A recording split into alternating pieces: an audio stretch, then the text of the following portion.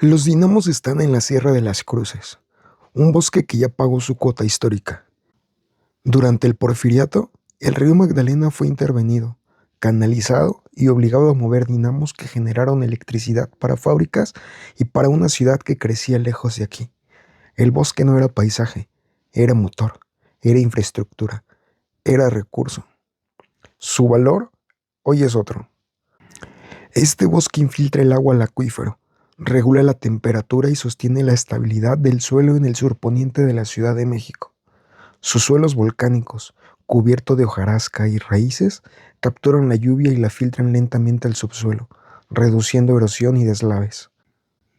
Entre pinos, oyameles y encinos viven aves, mamíferos pequeños, insectos polinizadores, hongos y microorganismos que mantienen vivo el suelo.